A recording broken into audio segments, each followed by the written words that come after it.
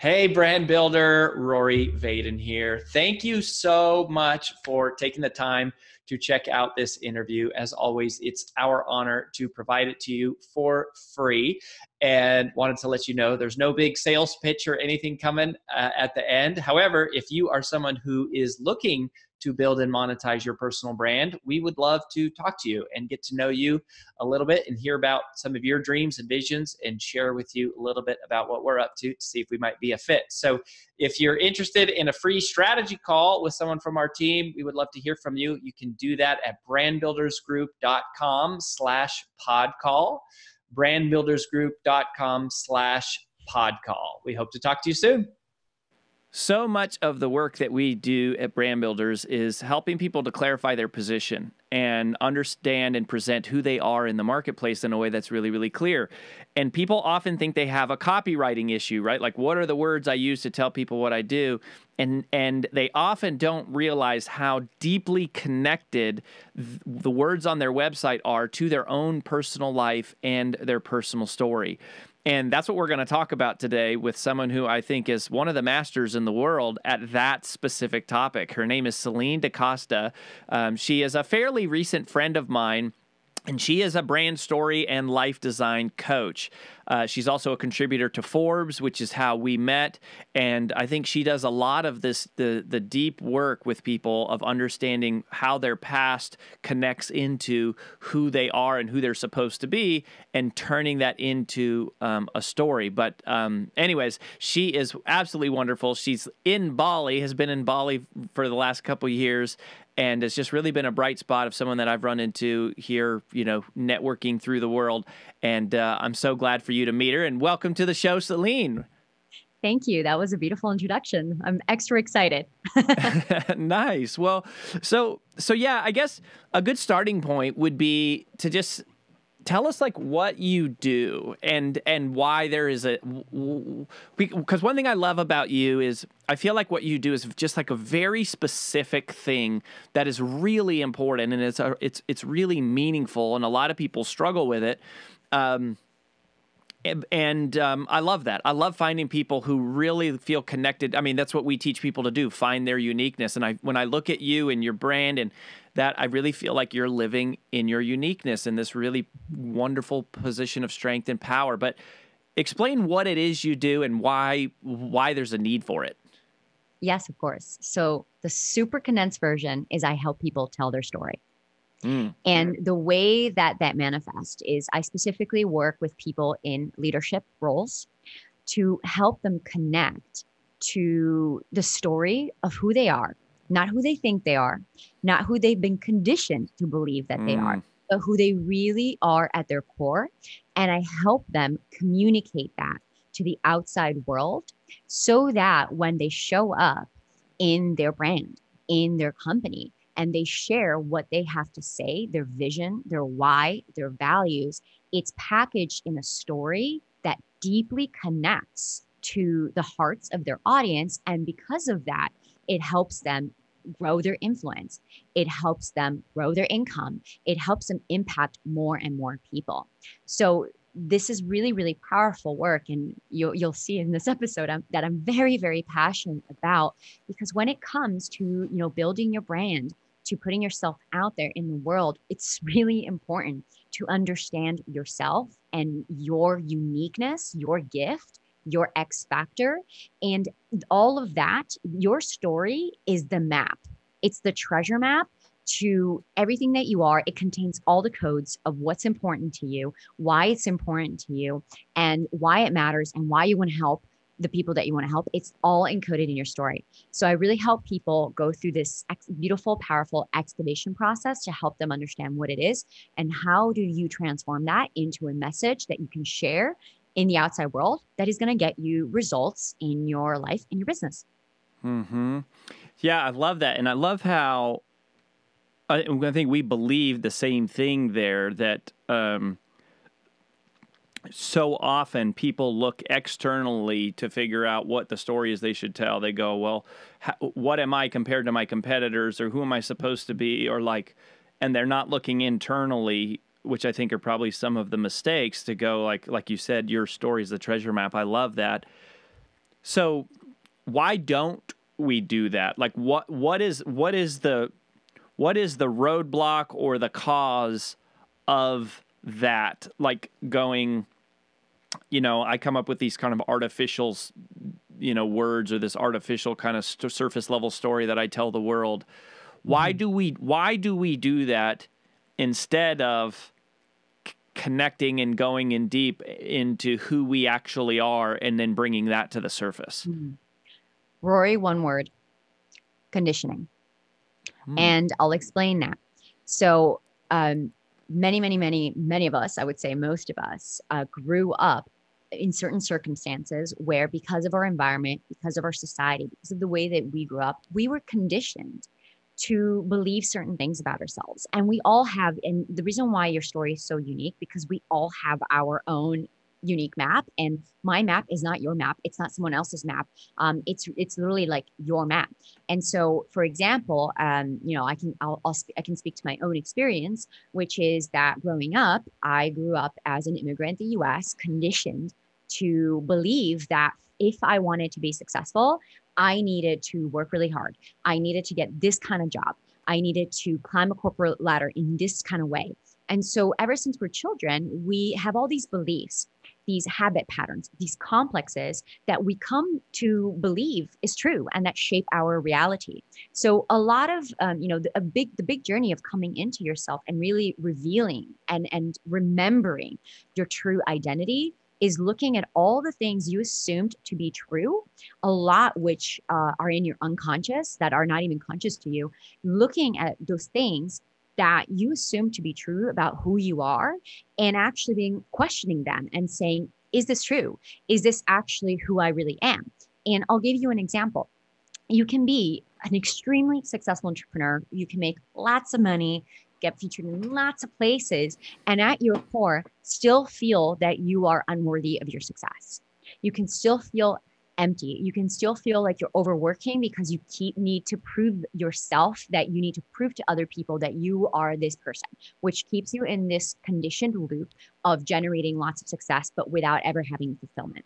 So, when we look at your story, we need to not only look at the amazing things you accomplished and the heroic things you've done and how many people you help and all the beautiful things about you, but we also need to look at what are the pieces that the beliefs and habit patterns and complexes that you hold about yourself that are holding you back from that next level of success. So it's really looking through the lens of, okay, here's my talents, here are my skills, but then what is unconscious, and how do we bring what's unconscious into the conscious so that you can heal it, release it, let it go, and rewrite the story from the inside out once and for all. I love that. So how do we do that? Or like, how do you take yourself on that journey? So part of it is awareness to go, oh, interesting. I might be defining my business, my personal brand with words that I think whatever the public understands versus telling my own story. And you wake up to that. And then you wake up to the idea of going, what I have been telling myself maybe isn't true, or what the world has told me, which I have now accepted or taken on, maybe isn't true. And then I hear you saying kind of the first part is to question, who am I really? Like to question all those foundational assumptions. What happens next? Like what happens after that? Yeah, of course. So the first step is, especially, when you're your personal brand, you're an entrepreneur, you're growing your brand and your company, you have goals. You have things that you want to set, whether it's what is that next income goal? What is that next, how do I get known more in the industry? How do I grow? How do I help more people? There's always something that you want to get to. And there is a reason why you're not getting there. And so what happens is a lot of times, and this is how we go down the hamster wheel of more money, more success, more fame, and then not actually matching that internal story and that feeling of self-worth or well-being from within. And so you first start with, where do you want to go? Where do you want to end up? What's that next milestone for you? Because I'm not going to say, okay, Rory, you got to go meditate And now like really think about all these things that you want to like fix about yourself and which are unconscious to you and to begin with, and just sit there and question the truth of who you really are. I mean, yes, you can do that at a monastery. There's many, if you want to go do that, amazing. But a lot of us, we got shit to do. We got places to go, and we want to accomplish really amazing things in our lifetime and also feel good while we're at it. So setting that goal of, okay, I'll use a really simple one, which is, here is the next level of income that I want to hit in my business.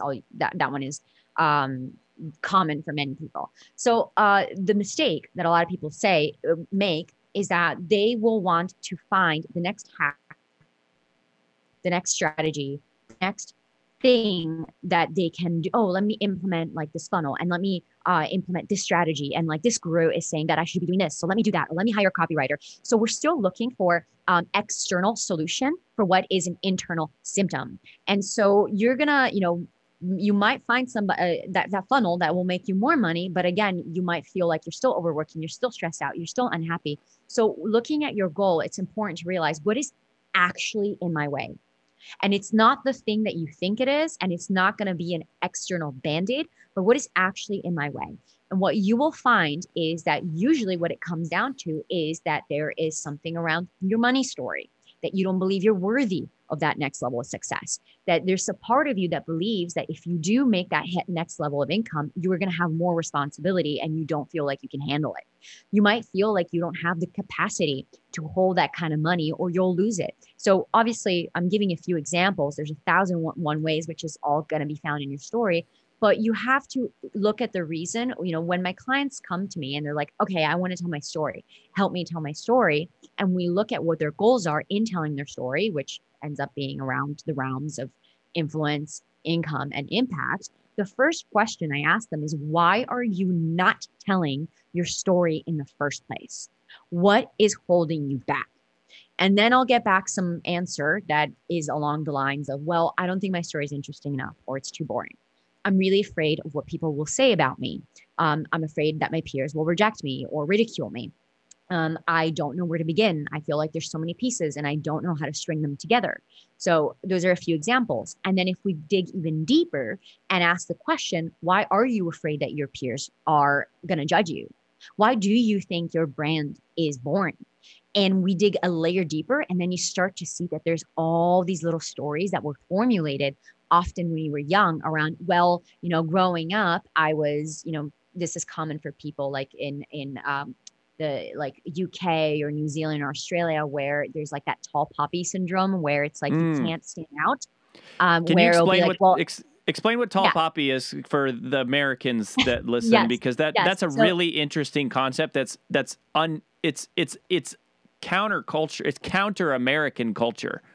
Yes. So tall poppy is a syndrome where basically, if you look at a poppy field and you have a poppy that stands out, everybody needs to be the same. Everybody needs to be equal.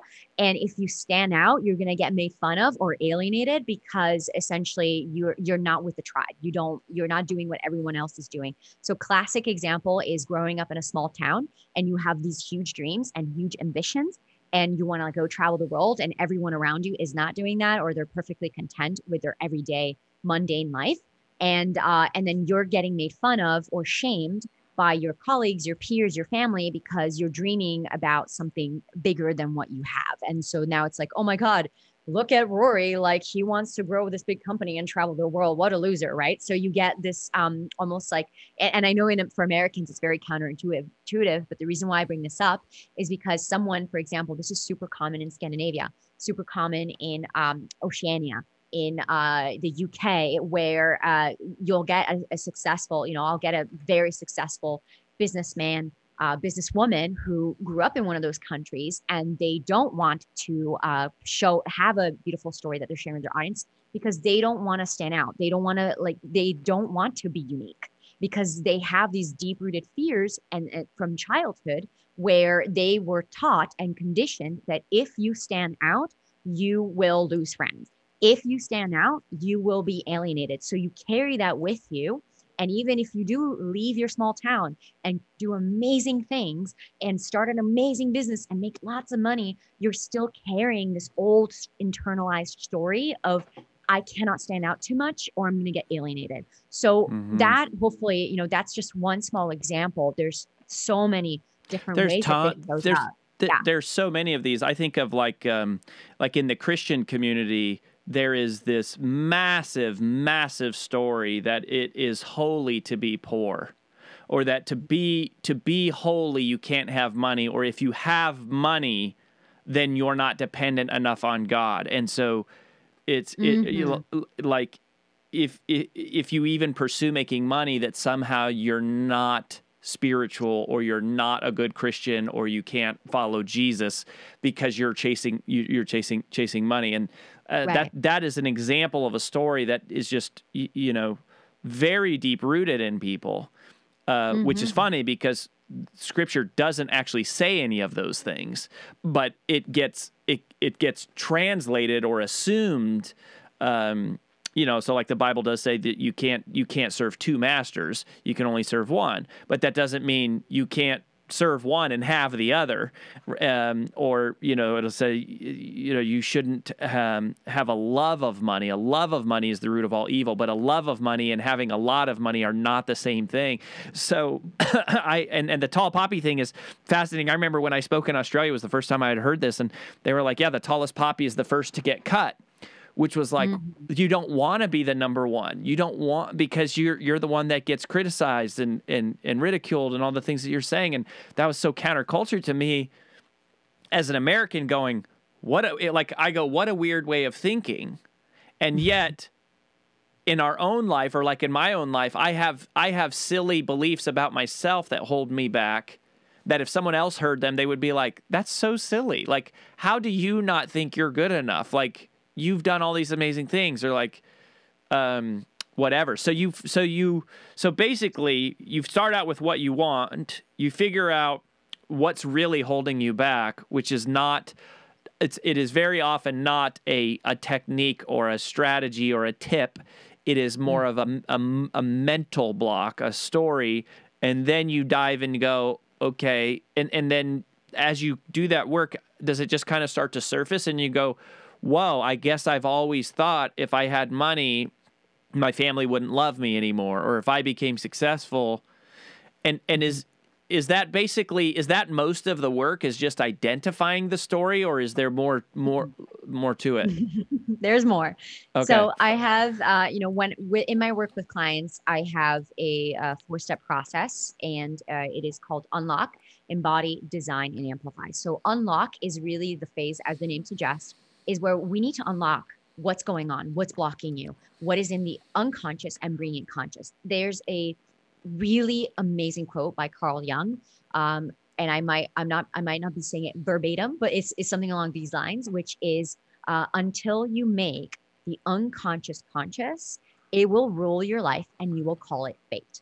So the first phase is really understanding what is ruling your life unconsciously, that you're just calling fate, and you're just allowing to dictate the way that you're showing up in your life, in your business, in your messaging. So the unlock part is really understanding, yes, there's all these little niggly stories that are holding you back, that the moment you start to bring them from the unconscious into the conscious, you can actually do something about them. Because when they're unconscious, they're just operating on autopilot and screwing up your goals and you know, and getting in your way. But when you bring into the conscious, then there's a process that I teach to really start to dissolve them on a mind body level. Because a lot of times, without going deep into neuroscience, these things are so visceral, Rory. They're so stuck in your body that it's almost overpowering, which is why some people, you know, when it comes to like their money story, it's not just a thought. The story is like, it's an emotion. It's this your heart beating faster. It's this gut-wrenching feeling in your stomach.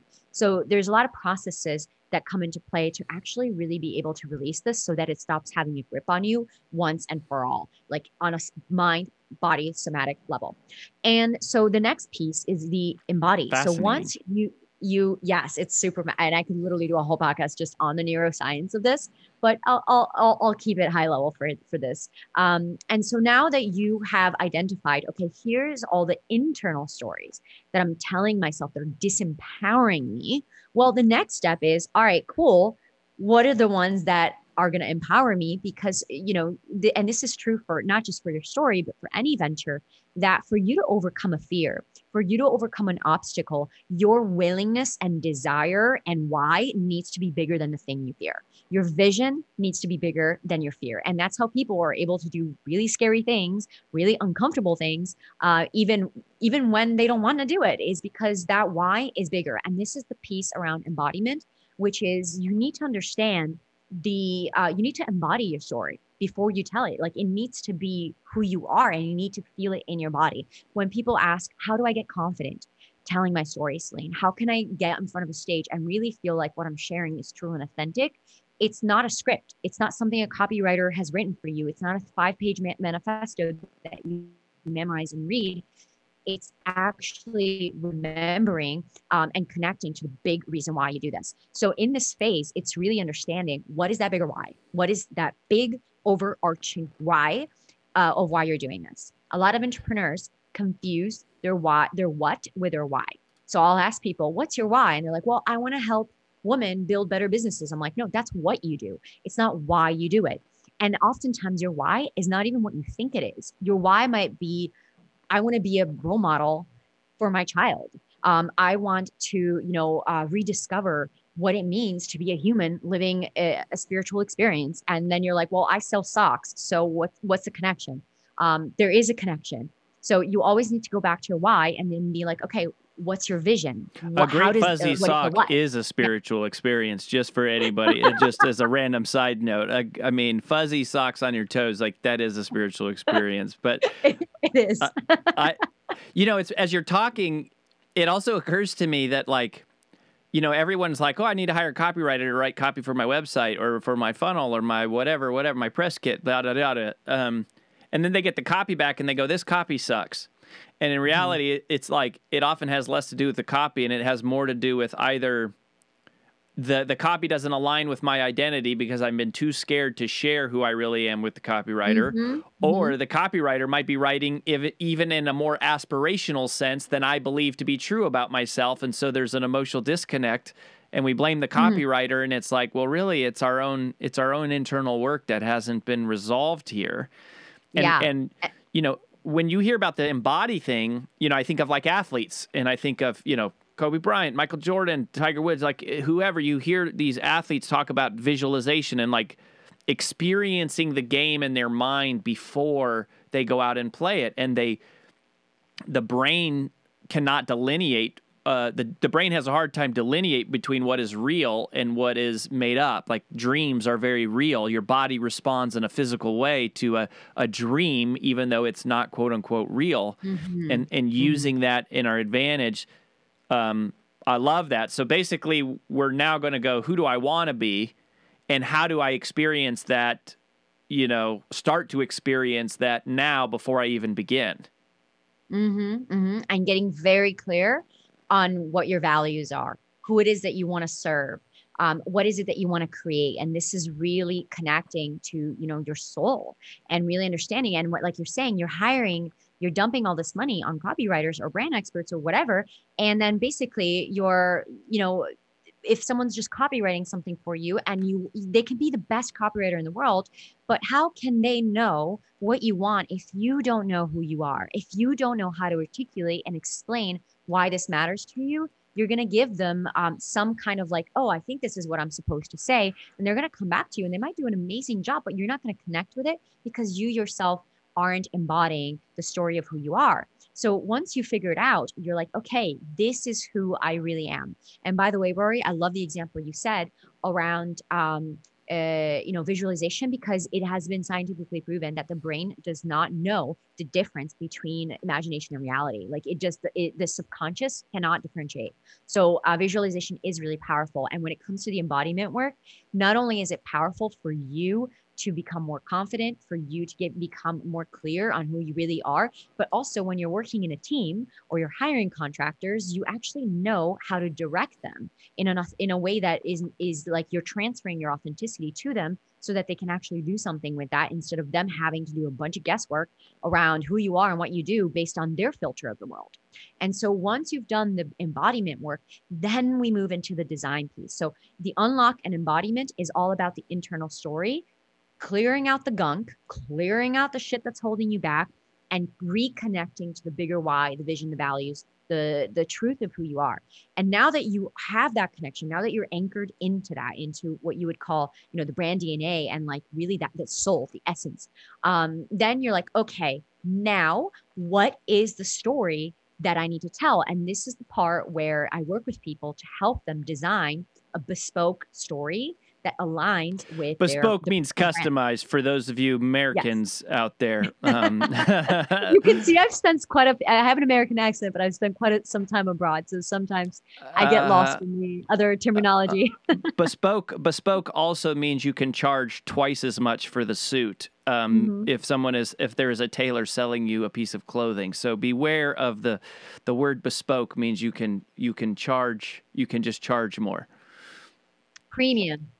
Yep, I love it. So this really beautifully crafted premium story, and now we look at, okay, what are the parts that I want to talk about? What's my hero's journey? How do I tell my story of overcoming obstacles and achieving success, and being able to essentially what I say, the easy way to explain it is, what's the story of you going from being lost Luke Skywalker to badass Luke Skywalker to being Yoda? And how do you show people, your audience, that now you're Yoda and you can help out all the Luke Skywalkers out there? And what's that core brand story that you can then transfer into your social media, into your website, into your sales? It goes everywhere, and it's uniform. It's not like all over the place and really scattered.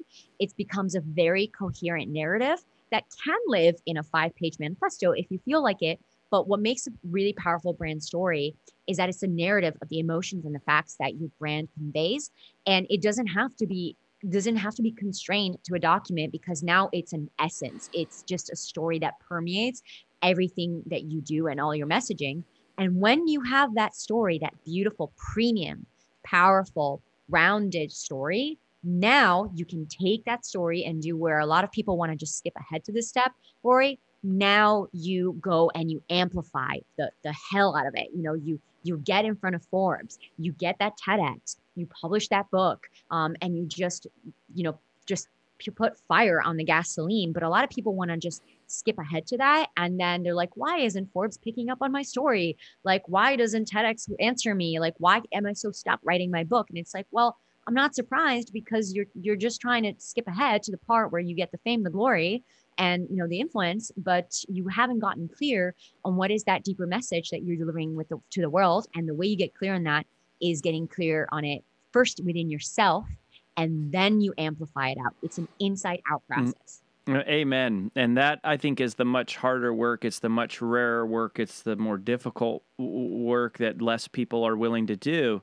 But so many of the biggest influence of the world have experienced deep pain, and they've been able to walk through it. And that's what gives them the foundation and the power to go out and then amplify a message. So, well, this has been awesome. Where do you want people to go, Celinne, if they to learn more about you and to connect up, at the risk of having all of our Brand Builders Group clients leave us and go work for you and us going broke and living in the gutter? Because this is really, really beautiful and wonderful, and I really believe in what you're saying. No, but in all seriousness, we'd love for people to, if what you're talking about is speaking to them, we'd love for them to check you out. Where should they go? Yeah, absolutely. So the first place I would direct you to is my website. The only thing you need to do is know how to spell my name right, because I know people get all this wrong. It's 1 L 2 N, so it's CELINNEDACOSTA, CelineDaCosta.com. And there you can learn everything about my programs, how I support, learn a bit more about me as well, and this work that I'm doing. And as well, if you want to reach out and contact me for any questions, You can do everything is in the website. So number one, I would direct you to go there.